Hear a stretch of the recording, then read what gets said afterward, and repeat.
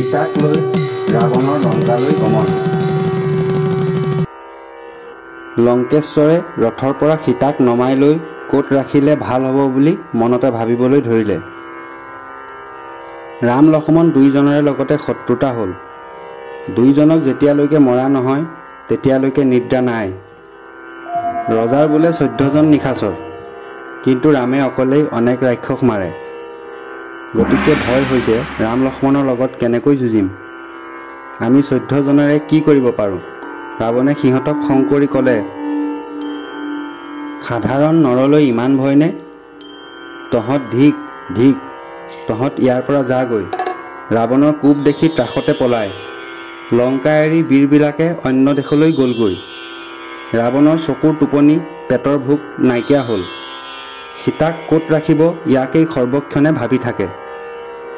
সীতাক প্ৰভূত বাক্যৰে দশাননে কয়, হে সীতা, মূৰ তুলি লংকাপুৰীখন চোৱাচোন। মোৰ দুৱাৰত চন্দ্ৰ সূৰ্যও আহি সদায় খাটে। মোৰ আজ্ঞা বিনা কোনো ওচৰলৈ নাহে। চাৰিওফালে সাগৰ, মাজত লংকা, ইয়ালৈ দৈত্য কোনো নাহে। মোৰ ঘৰত দেৱদানৱৰো কন্যা আছে। সেই সকলোবিলাককে তোমাৰ দাসী কৰি ৰাখিম। চোৱাচোন, মোৰ ভাণ্ডাৰ নানা ধনেৰে পূৰ্ণ। তুমি আজ্ঞা কৰা সীতা দেৱী, সকলো তোমাৰ। মই তোমাৰ সেৱক, তুমি ঈশ্বৰী। সীতা, তুমি আজ্ঞা কৰা, তোমাক অন্তঃপুৰীলৈ লৈ যাওঁ।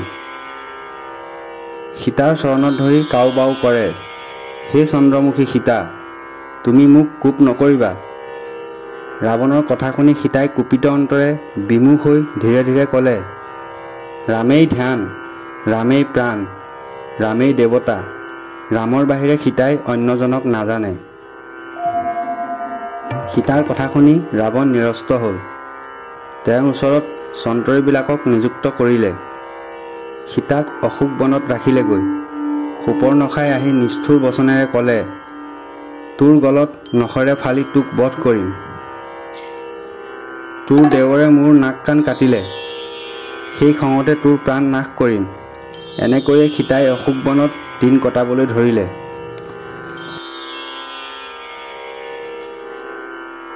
দেৱগণৰ দ্বাৰা সীতাৰ আহাৰৰ ব্যৱস্থা। দেৱতাসকল সদায় জানকীৰ দুখত দুখী হৈ থাকে। ব্ৰহ্মাই ইন্দ্ৰক মাতি ক'লে, সীতা লংকাত 10 মাহ থাকিব। ইমান দিন কেনেকৈ উপবাসে থাকিব? জানকী মৰিলে আমাৰ কাৰ্য সিদ্ধি নহ'ব। গতিকে হে দেৱৰাজ, এই পৰমান্ন লৈ যোৱা, জানকীক অশোক বনত দিয়াগৈ। কথামতেই ইন্দ্ৰই জানকীৰ ওচৰলৈ গৈ ক'লে, হে সীতা দেৱী, তুমি অলপো নাভাবিবা, মই ইন্দ্ৰ তোমাক সম্ভাষণ কৰিবলৈ আহিছোঁ। শ্ৰীৰাম লক্ষ্মণ গ'ল মৃগ মাৰিবলৈ, আৰু সেই চেগতে ৰাৱণে শূন্য ঘৰ পাই তোমাক হৰিলে। ৰামে সাগৰৰ ওপৰত বান্ধ মাৰি ৰামৰ সৈন্য পাৰ কৰি ৰাৱণক মাৰি তোমাক উদ্ধাৰ কৰিব।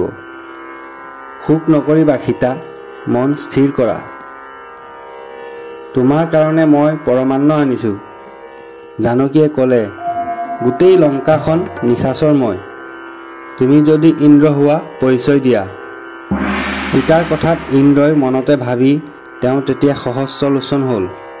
ইন্দ্ৰক সহস্ৰলোচনৰ ৰূপত দেখি সীতাৰ মনত বিশ্বাস জন্মিল।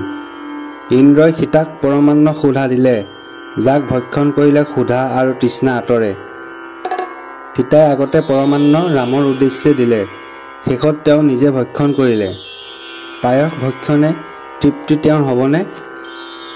ৰামৰ বিৰহৰ অনল অহৰ্নিশে জ্বলিব লাগিছে। সীতাৰ অৱস্থা দেখি মহেন্দ্ৰই ক'লে, সীতা, তুমি বিকল নহ'বা। তোমাক আমি প্ৰতিদিনেই ক্ষুধা ফল যোগান ধৰিম। সীতাক আশ্বাস দি ইন্দ্ৰ গ'লগৈ। লংকাত অশোক বনত সীতা থাকে।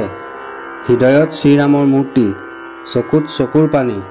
সিফালে অৰণ্যত ৰামে সীতাৰ শোকত কান্দিব লাগিছে।